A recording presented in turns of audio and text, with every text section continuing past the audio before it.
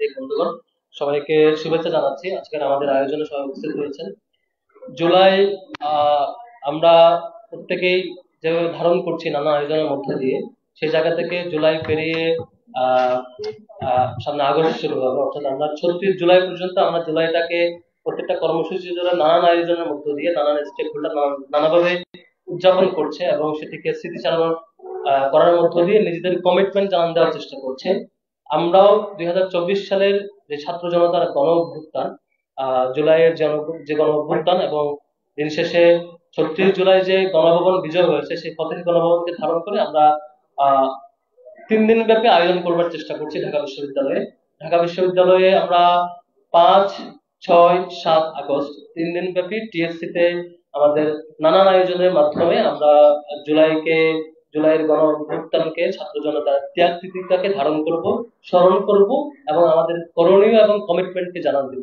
সেদিক থেকে আমাদের এখানে মূল উদ্দেশ্য হচ্ছে আহ এই 3 দিন ব্যাপী যে আয়োজন 5, 6 এবং 7 আগস্ট, 3 দিন ব্যাপী আয়োজনের মূল উদ্দেশ্য হচ্ছে জুলাই গণ অভ্যুত্থানের স্মৃতি চারণ করা এবং বাংলাদেশের ইতিহাসের তাৎপর্য সেটাকে উপস্থাপন করা, শহীদ ও আহত পরিবারের অভিজ্ঞতা সরাসরি শোনা, নাটক, মাইম, কবিতা, গানের মাধ্যমে আমাদের যে প্রতিরোধ চেতনা সেটাকে জাগানো এবং সক্রিয় রাখা, ছাত্র রাজনীতির ভবিষ্যৎ ও ছাত্র সংসদ নির্বাচন বিষয়ে আহ আলোচনা এবং পারস্পরিক মত বিনিময় করা। আমাদের আয়োজনের ধরনের যেসব ক্যাটাগরি থাকছে, জুলাইয়ের আহ গণ অভ্যুত্থানকে কেন্দ্র করে বিশেষ চিত্র প্রদর্শনী, সাইকেল র্যালি থাকবে, জুলাই গণ অভ্যুত্থান নিয়ে ডকুমেন্টারি প্রদর্শনী থাকবে, বিপ্লবী গান এবং কবিতার আয়োজন থাকবে, শহীদ পরিবার এবং আহত যোদ্ধাদের গল্প শুনবো আমরা, এবং গান, কবিতা, নাটক, মাইনের মধ্য দিয়ে বিভিন্ন কালচারাল কম্পোনেন্টের মধ্য দিয়ে আমরা জুলাইকে জারি রাখবো। এবং বিতর্ক থাকবে, প্ল্যান চ্যাট বিতর্কের মাধ্যমে আমরা সেই জুলাইকে আবারও ফিরে নিয়ে আসবো, জুলাইয়ের বিভিন্ন ক্যারেক্টারকে আমাদের সামনে হাজির করবো। এবং পাশাপাশি থাকবে আলোচনা সভা। আমাদের 3 দিন ব্যাপী যে আয়োজন সেটি ডে ধরে ধরে আমি আপনাদের সামনে উপস্থাপন করছি। প্রথম দিন তথা 5 আগস্ট, 5 আগস্ট 2025 আমাদের টিএসসি তে যে আয়োজন থাকবে, প্রথমে সকাল 5টায় আমরা ফতেহ গণভবন একটা সাইকেল রেডি করব, যেটা টিএসসি থেকে শুরু হবে, শেষ হবে গণভবন হয়ে, আবার টিএসসি এসে শেষ হবে। আমি আবারও বলছি, আমরা বিশেষ একটি সাইকেল রেডি, ঢাকা বিশ্ববিদ্যালয়ের শিক্ষার্থীদের নিয়ে বিশেষ একটি সাইকেল রেডি করবো, যেটির নাম থাকবে ফতেহ গণভবন। আমরা সিম্বলিক ভাবে টিএসসি থেকে গণভবন হয়ে আবার টিএসসি ফিরবো আরেক রুট দিয়ে, যেটি আমার মূলত গণভবন বিজয়ের সেই স্বপ্ন, যেখান থেকে শিক্ষার্থীরা, এখান থেকে আমরা গণভবন বিজয় করেছিলাম, আবার ক্যাম্পাসে ফিরেছিলাম, সেটিকে স্মৃতিচারণ করবো। এখানে আমাদের পরিকল্পনা হচ্ছে আমরা শিক্ষার্থীদেরকে রেজিস্ট্রেশনটা ওপেন করব, করার পরে এখান থেকে যে সংখ্যক শিক্ষার্থীরা রেজিস্ট্রেশন করবে আমরা নানান ক্লাস্টারে ভাগ করে ফিল্টারিং করে 500 জন শিক্ষার্থীকে সুযোগ দেবো। যেহেতু সেক্রেটারি শৃঙ্খলার ব্যাপার আছে, তাদের অন্যান্য ড্রেস এবং অন্যান্য ম্যানেজমেন্টের ব্যাপার আছে, সবগুলো ব্যাপার মাথায় রেখে আমরা সর্বোচ্চ 500 জন শিক্ষার্থীকে সুযোগ দেবো ঢাকা বিশ্ববিদ্যালয়ে। এখানে যারা আগে রেজিস্ট্রেশন করবেন সেটা যেমন মাথায় রাখা হবে, এবং ক্লাস্টার ধরে ধরে আমরা ক্যাটাগরি ধরে ধরে বিবেচনায় আমরা শিক্ষার্থীদেরকে সুযোগ দেবো ইনশাল্লাহ। এবং 9টার মধ্যে এই র্যালি সম্পন্ন করে আমরা 9টায় নাস্তার আয়োজন থাকবে, সকাল 10টায় ডকুমেন্টারি প্রদর্শন, বিপ্লবী গান এবং কবিতা টিএসসি তে, এবং দুপুর 2টা 30-এ শহীদ পরিবার এবং আহতদের গল্প শোনা হবে টিএসসি তে, টিএসসি অডিটোরিয়ামে। বিকেল 3টা 30-এ মাইম পরিবেশনা এবং নাটক থাকবে। বিকেল 5টা 30-এ আমাদের নাটক থাকবে, আরেকটি নাটক। এবং সন্ধ্যা 7টা 30-এ আমাদের প্ল্যান চ্যাট বিতর্ক থাকবে। প্ল্যান চ্যাট বিতর্কের মধ্য দিয়ে জুলাইয়ের ইতিবাচক এবং নেতিবাচক যত ক্যারেক্টার আছে তাদের কি রোল ছিল, আমরা সেই ক্যারেক্টারটাকে তাদের সামনে আবারও হাজির করার চেষ্টা করব। দ্বিতীয় দিনে 6 আগস্ট আমরা টিএলসি তে সকাল 10টায় জুলাই গণ অভ্যুত্থান ও ফেস্টিভাল পলায়নের 1 বছর, প্রাপ্তি ও প্রত্যাশা শীর্ষক আলোচনা সভা হবে। এবং বিকাল 3টায় জুলাই গণ অভ্যুত্থান পরবর্তী ছাত্র রাজনীতি ও ডাকসু নির্বাচন শীর্ষক আলোচনা সভা হবে। এবং সন্ধ্যা 7টা 30-এ টিএসসি তে নয়া রাজনৈতিক বন্দোবস্তে ইসলাম প্রসঙ্গ শীর্ষক সেমিনার হবে। আমাদের তৃতীয় দিন 7 আগস্ট 2025, সেদিন আমাদের টিএসসি তে দিনব্যাপী জুলাইয়ের বিশেষ প্রদর্শনী এবং ডকুমেন্টারি থাকবে। পাশাপাশি আমাদের স্পেশাল আয়োজন থাকবে 3 দিন ধরে, সেটি হচ্ছে টিএসসি অডিটোরিয়ামের সামনের যে করিডোর, সেটাতে আমরা বিশেষ প্রেজেন্টেশন দেওয়ার চেষ্টা করছি, যেখানে চারপাশে ঢুকলে বিশেষ একটি করিডোর থাকবে, যেখানে উপরে নিচে চারপাশে বিশেষ 3D ভিউর মধ্য দিয়ে আমরা দর্শনার্থীদেরকে জুলাই ফিরে নিয়ে যাব। জুলাই কেমন ধরনের স্যাক্রিফাইস ছিল, জুলাইয়ের সেই কঠিন ঘটনাগুলোকে আমরা সেখানে খুব দারুণভাবে উপস্থাপন করার চিন্তা করছি, যেখানে একদম টানেলে ঢুকলে চারপাশে দেখা যাবে। একই সাথে টিএসসি মাঠে আমরা বাংলাদেশের বিশেষ বাংলাদেশকে উপস্থাপন করতে চাই, যেখানে বাংলাদেশ পুরো বাংলাদেশ অনুষ্ঠানটা ঘুরবে, ঘুরতে ঘুরতে জুলাই প্রতিটি কর্মসূচি দেখবে এবং এক পর্যায়ে গণভবন বিজয় করবে, এমন একটা ভিউয়ে আমরা টিএসসিটাকে সাজাতে চাই। এটা হচ্ছে আমার এই প্রদর্শনটা 3 দিন ধরে চলবে। আর অন্যান্য আয়োজনগুলো টিএসসি অডিটোরিয়ামে চলতে থাকবে, যেগুলো আমি ইতিপূর্বে বলেছি। এবং সাথে স্পেশাল আর্ট ইভেন্ট হচ্ছে আমাদের সাইকেল রেডি, যেটা আমরা ফতেহ গণভবনের সিম্বলিক প্র্যাকটিসটা এখানে থাকবে, সেটা 5 তারিখ হবে আর কি। এই হচ্ছে আমাদের 3 দিন ব্যাপী আয়োজনের শর্ট সামারি। আশা করি সাংবাদিক বন্ধুগণ আপনাদের প্রতি দাওয়াত থাকবে, এবং বিশ্ববিদ্যালয়ের শিক্ষক শিক্ষার্থী কর্মচারী কর্মকর্তা বৃন্দ এবং আহ এবং অন্যান্য বিশ্ববিদ্যালয়ের অভিভাবক বৃন্দ সবাইকে আমাদের সেদিনের আয়োজনে অন্যান্য দর্শন থেকে দাওয়াত থাকবে। আমরা প্রত্যেককে চেষ্টা করব জুলাইয়ের সেই ত্যাগ গুলো, স্যাক্রিফাইস গুলো আপনাদের সামনে হাজির করবার আমাদের আয়োজনের মধ্যে দিয়ে। কালচারাল যে কম্পোনেন্ট, কালচারাল যে আয়োজন এবং অন্যান্য ভিজুয়াল প্রেজেন্টেশনের মধ্যে দিয়ে এবং আরো বিভিন্ন অ্যাক্টিভিটির মধ্যে দিয়ে আমরা হাজির করার চেষ্টা করব। আশা করি আপনারা আমাদের জুলাই আয়োজন নিয়ে মোটামুটি ধারণা পেয়েছেন। আপনাদের কোনো জিজ্ঞাসা থাকলে আমরা উত্তর যাবো। সবাইকে ধন্যবাদ জানাচ্ছি।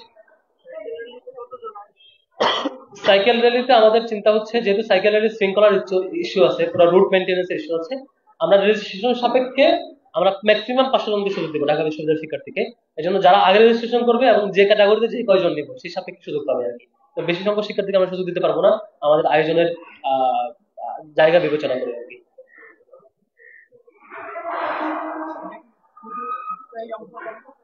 সাইকেল র্যালিতে শুধুমাত্র ঢাকা বিশ্ববিদ্যালয়ের শিক্ষার্থীরা, আমরা কাউকে সুযোগ দিতে পারছি না। আর বাকি আয়োজনগুলোতে শিক্ষক শিক্ষার্থী কর্মচারী কর্মকর্তা এবং অভিভাবক বৃন্দ সবার দাওয়াত থাকবে, এবং সাংবাদিক বন্ধুদের দাওয়াত থাকবে।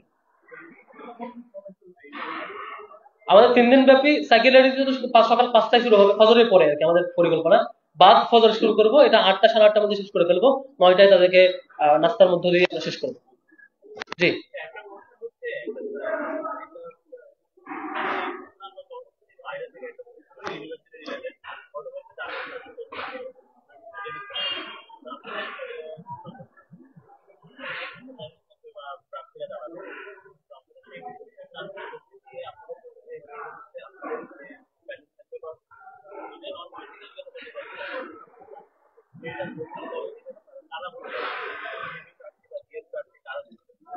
জি।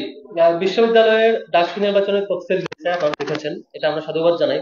এবং একই সাথে একটা হতাশার জায়গা হলো, আমরা আশা করেছিলাম 5ই আগস্টের যে গণ অভ্যুত্থানের বিজয়, সেই বিজয়ের পর যে প্রশাসন আসছে সেই প্রশাসন 2-3 মাসের মধ্যে ডাকসু ইলেকশন দিতে পারবে, এবং দিলে এই বছর এসে আমরা আরো একটা ডাকসু পেতাম, যদি প্রতি বছর হয় সাপেক্ষে আর কি।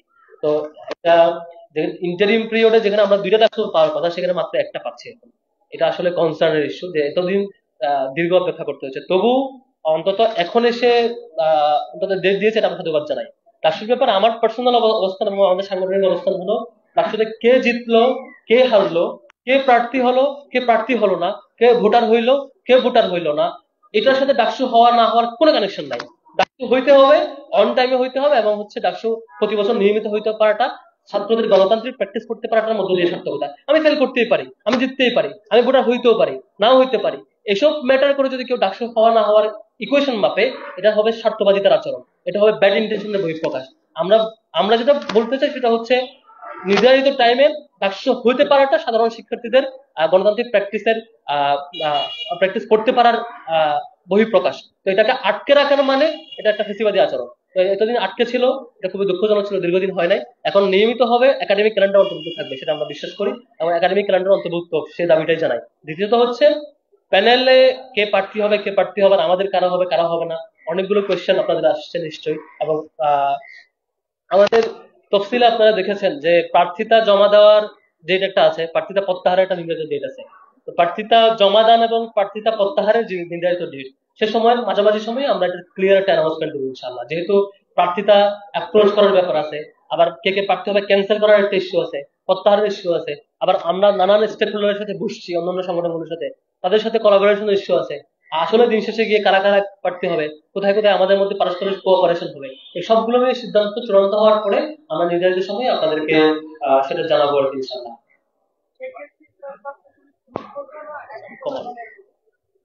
জি, আমরা ক্যাম্পাসের নানান স্টেক হোল্ডারের সাথে বসছি। সেখানে আমরা নিশ্চয়ই ক্যাম্পাসে ক্রিয়াশীল এবং শিক্ষার্থীদের অধিকার নিয়ে কাজ করে এমন নানান অ্যাক্টিভিস্ট এবং প্ল্যাটফর্মের সাথে, সংগঠনগুলোর সাথে আমরা নিশ্চয়ই জোটবদ্ধ হওয়ার ব্যাপারে চিন্তা করছি। এবং সেটা কোন রূপরেখায় হবে, কারা কারা হবে, এটা ক্লিয়ার এখন সিদ্ধান্ত আসা হয়নি। এটা আমরা নিশ্চয়ই আপনাদেরকে জানাবো ইনশাআল্লাহ।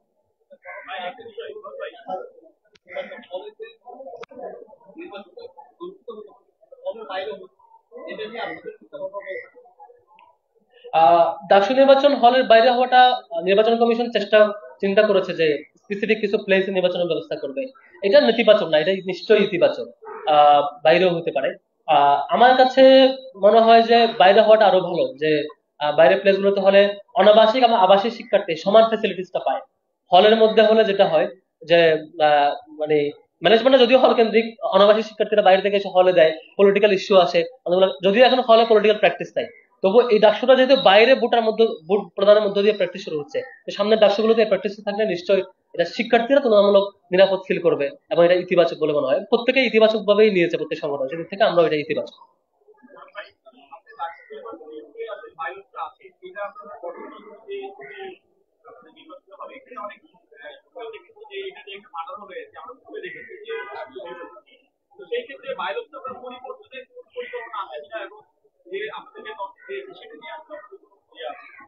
ক্যাম্পাসে সকল হলগুলোতে আলহামদুলিল্লাহ আমরা যতটুকু দেখেছি সহ অবস্থানেই আছে। যেখানে ছাত্র শিবিরের একজন জনশক্তি যেমন হলে ঠিকঠাক তার অ্যাক্টিভিজম, তার অবস্থান জানান দিচ্ছে, কথা বলছে সবার সাথে, তার আলাপ শেয়ার করছে সবার সাথে। ছাত্র দলের একজন প্রতিনিধি হলে ঠিকভাবে থাকছে, বা বাম সংগঠনেরও সেই প্রতিনিধি থাকছে। প্রত্যেক সংগঠনে, এবং একজন যে রাজনীতি করতে চায় না সাধারণ শিক্ষার্থী, সেও তার মতামতটার স্বাধীনভাবে মত প্রকাশ করছে। তো এরকম প্র্যাকটিস 1971 এর পর থেকে, বাংলাদেশ হওয়ার পর থেকে এখন পর্যন্ত কখনো এরকম এত বেস্ট পজিশনটা হয় নাই ক্যাম্পাসে এখন যেটা হয়েছে। নিশ্চয়ই এটা এবং সাধারণ শিক্ষার্থীরা যারা রাজনীতি চায় না তারাও ডাকসুর ব্যাপারে খুবই ইতিবাচক, এবং ডাকসু হওয়ার মধ্য দিয়ে তারা তাদের রাইটটা খুঁজে পাচ্ছে। তো সেক্ষেত্রে আমার মনে হয় না কেউ বাজে প্র্যাকটিসের দিকে যাবে। বাজে প্র্যাকটিসে কেউ যেতে চাইলে শিক্ষার্থীরা তাদের বিরুদ্ধে যাবে বলে মনে করি, শিক্ষার্থীরা তাদেরকে প্রতিহত করবে। এবং কোনো সংগঠন কিংবা কোনো প্ল্যাটফর্ম কিংবা কোনো দুষ্কৃতিকারী যদি ক্যাম্পাসে বাজে রাজনীতি চালাতে চায়, তার বিরুদ্ধে সাধারণ শিক্ষার্থীদের সাথে আমাদের সংহতি থাকবে, এবং আমরা সাংগঠনিকভাবে এটার বিরুদ্ধে আমাদের অবস্থান নিশ্চয়ই জানানো থাকবে ইনশাআল্লাহ। Thank you.